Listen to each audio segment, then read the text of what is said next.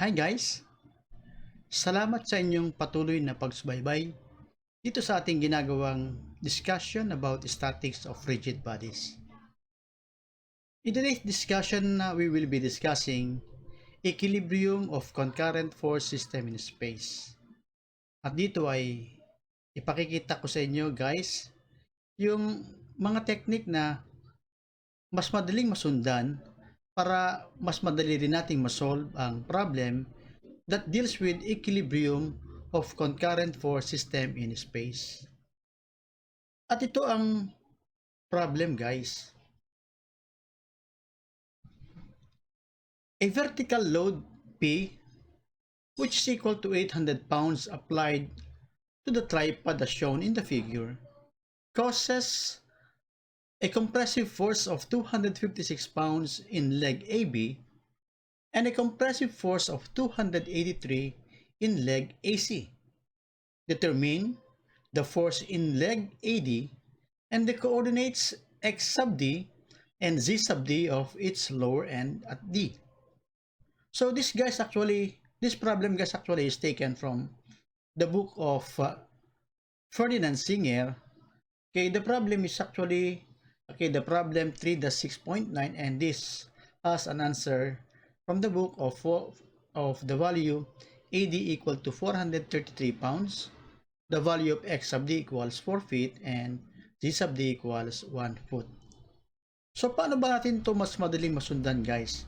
So kapag ganito ang problem, mas madali na ma-identify muna natin yung coordinates ng mga points in the problem. So let us try to identify the coordinate assuming that this is our origin. So at point A, the coordinate shall be at 0, 10, and 0. While this point B will have a coordinate of 0, 0, and negative 8.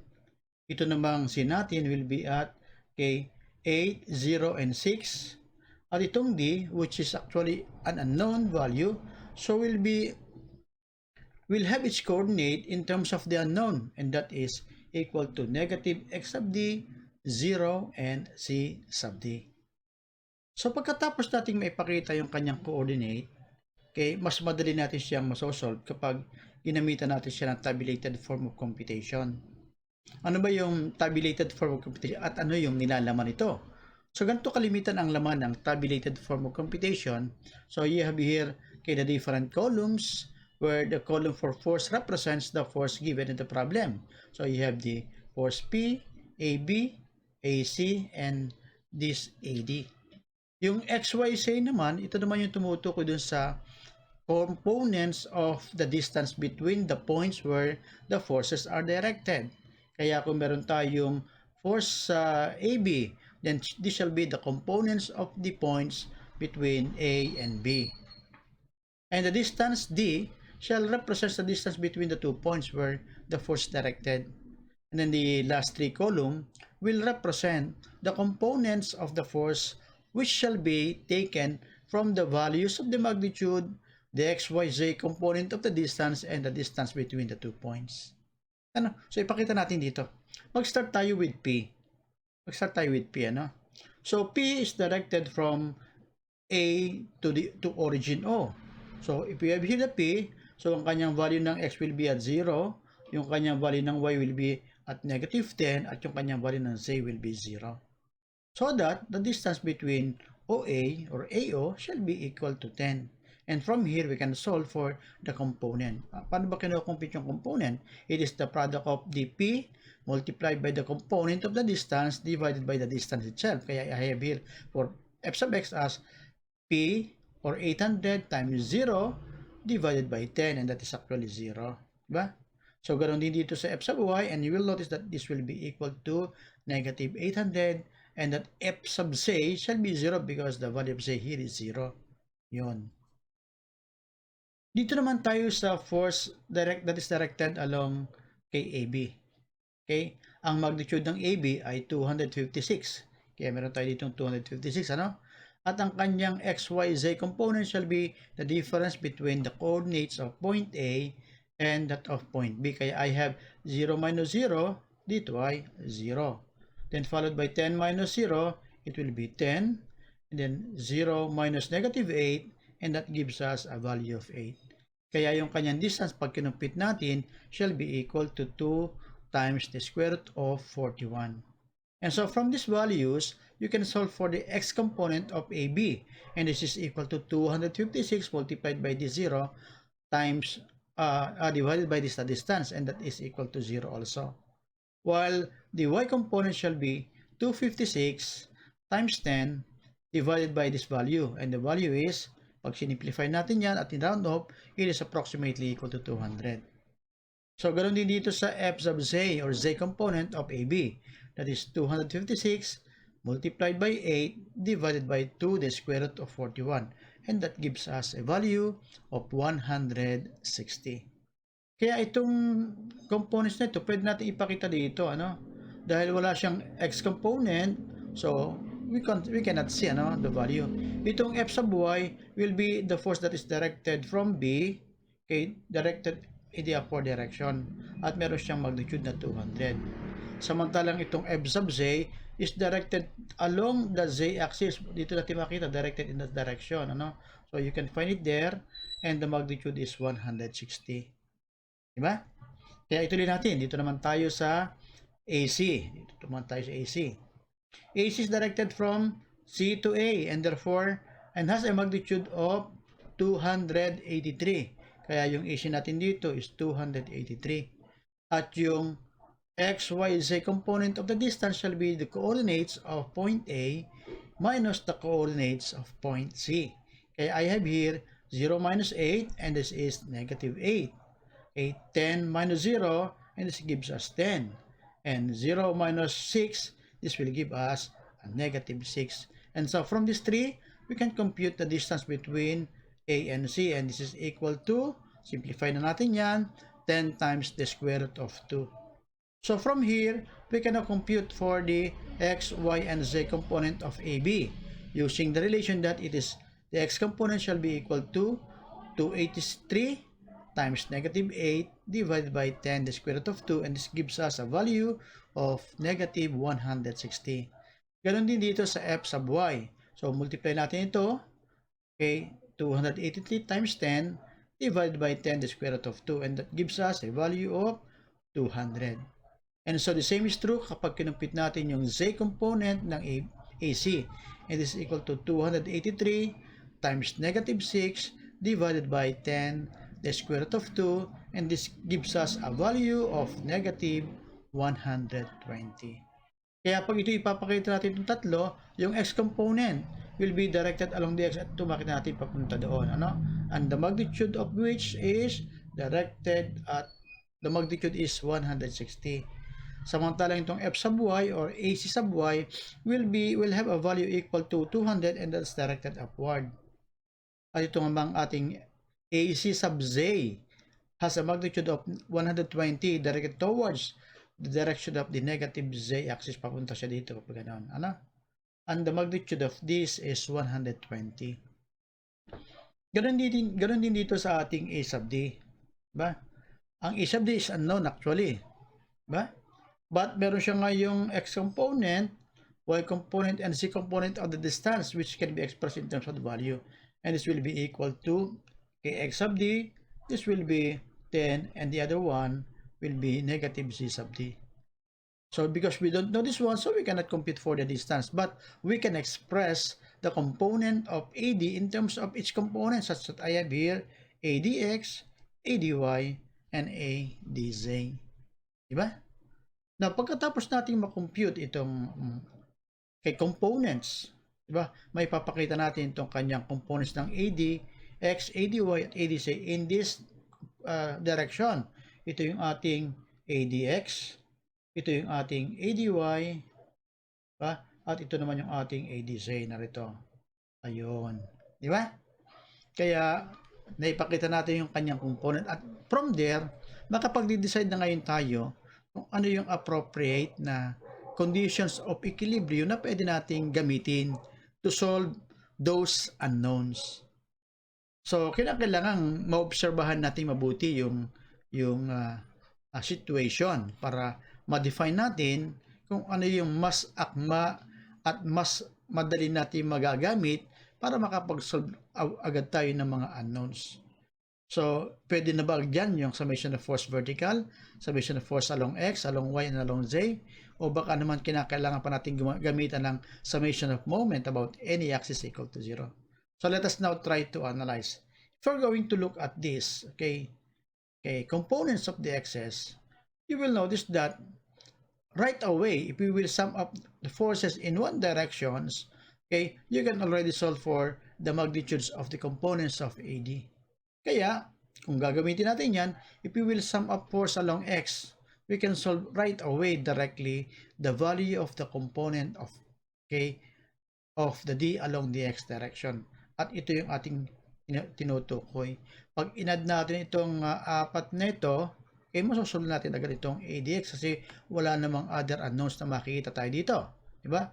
Walang component along x itong P, walang component along x itong AB, ang available lamang na may component itong AC at saka yung AD, and then from there, we can solve the value. So that, negative 160 plus ADX shall be equal to 0. So that, ADX is equal to 160. Ganun din. So, we can also use the summation of force along y equal to 0. Dito naman tayo nakatingin sa kulay yellow na ito. So if we will sum up all of this, we can also solve for ADY. So, isa-isahin natin. I have negative 800 plus 200 plus 200 also, plus ADY shall be equal to 0.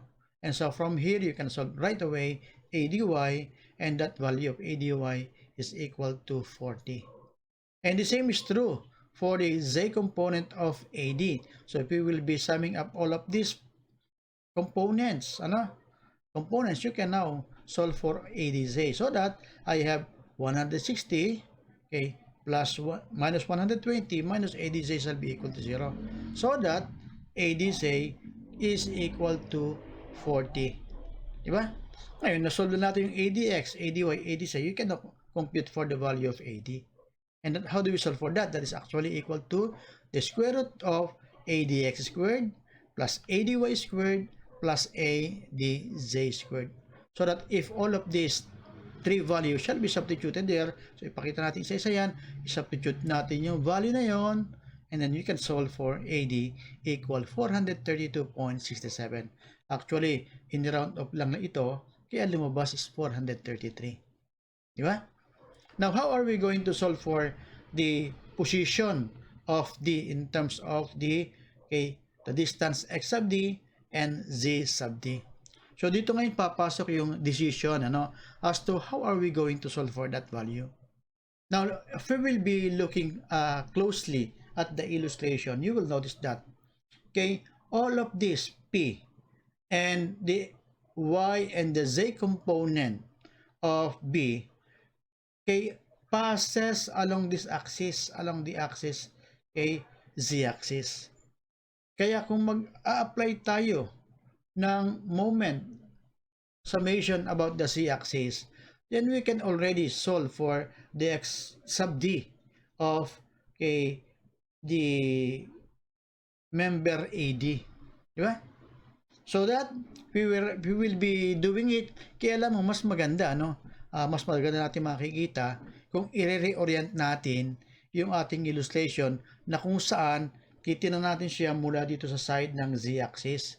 If we will be viewing it from the positive z-axis and then redrawing it, makikita natin yung mas madaling application ng moment. So, pakita natin, imagine natin that this is our horizontal axis, itong x-axis natin is this axis. Kaya itong right part na ito is the direction of the positive x-axis. So we will be seeing this y-axis somewhere there, diba?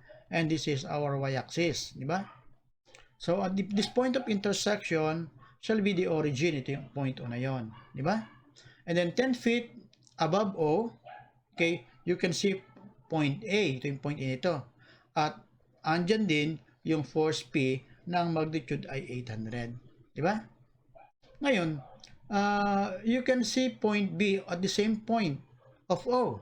Kasi itong O at B, pag tumingin ka dito, makikita mo lang sila magkapatong. Kaya you can also see here the point B. Diba? And then, to 8 feet to the right of O, 8 feet to the right of O, somewhere here, at 8 feet to the right of O, yan. Makikita natin itong point C. So you can see their point C. So that this member AC can be viewed to be the line joining AC here. Ito yung ating AC. Diba? So the same way, to the left of B, to the left of O, itong to the left of O, makikita natin itong Z sub D. Okay? At this point, X sub D.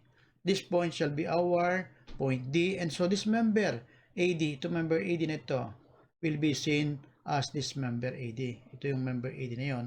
So you have here AD. Ngayon, ipakita natin ngayon dito yung components. Ano? So, itong components at itong components itong B nito, tsaka itong 160, hindi natin makikita kasi that is directed along this dotted line. Diba? But you can see this component, itong 200 na ito. So, you can see this 200 mula doon sa AC. Mula sa AC, makita natin yung 200, this is 200. And we call that as ACY. While this 160 can be found here to be directed towards O. So, you have here 160. This component 120, you cannot see this one because you can only see the tail of that. Itong point, ito lang yon. Di ba? And then, you can see, okay, at point D, you can see ADY. Kita natin itong AD na ito. So, you can see ADY dito at 400. And you can also see this ADX, having a magnitude of 160. You cannot see ADC because you can only see the point, the tail of that. So, I am talking of taking summation of moment about this axis because this force P and the force acting through AB will create no moment about this axis, as well as the X and the X component of AD as well as the X component of AC. Ano lang ang matitirang moment? Yung moment due to ACY at ADY. Kaya pag nag-take tayo ng moment diyan, so when we take summation, when we sum up moment about OZ equal to 0, kung saan itong OC na ito is the Z-axis. Ano? So from here, we can solve for X sub D. And we consider kay counterclockwise direction as positive. Ano ba yung moment na yun? Ito yung 200 multiplied by 8, diba? And this will create positive moment. And this 400 and multiplied by X sub D will create a negative moment. So that is negative. And this must be equal to 0. So when you simplify this equation, you can solve for X sub D, and X sub D is equal to 4 feet. Now, we will be doing the same for the computation of ADZ, this one. I'm sorry, C sub D. C sub D. Paano naman natin ito gagamitin? So, if we will take moment about the x-axis equal to 0, so you can compute for A, C sub D. However, it would be better to consider, no? Sabi nga dyan, to solve for C sub D, we take summation of moment about the x-axis. And we can do it faster and better if we will reorient the illustration and viewing it from the positive x-axis. Yan. I-view natin siya mula dito sa x-axis na to, tingnan natin siya, and then dito. So, makikita natin itong axis na to, z-axis, will be seen at this axis. Itong left part nito will be the direction of the positive z-axis, while the right part will be the direction of the negative z-axis. So, you can find some here, our y-axis. Ito yon, makita natin dito. Okay, yung ating y-axis. Kaya itong point na ito shall be our origin. And at the same time, ano? So, yung point A na ito will be 10 feet above O. Ito yung point A. At naandyan din yung ating P na magnitude ay 800. Diba? So, saan natin matatagpuan itong point B ngayon? Point B will be found at 8 feet to the right of O. At that point, you have point B. Kaya itong line AB can be seen to be this line joining that direction, and this is our AB. Now, where you can find this point C? You can find point C at 6 feet to the left of O. Ito yung 6 feet na ito. Kaya 6 feet to the left of O, ito yan. 6 feet yan. Makikita natin dito yung ating point Z. And therefore, the line AC will be the line joining these 2 points, A and C. Yun, ito yung ating AC. Diba? And then, what about this point D? Actually, since we do not know the value of C sub D, it can be further, okay, be to the left of C, or it could be to the right of C. But somehow, we can assume its position. assuming that it is located somewhere here, so that this point will be our distance C sub D to the left of O, and this point shall be our point D, so that the line joining A and D will be defined as AD. Diba?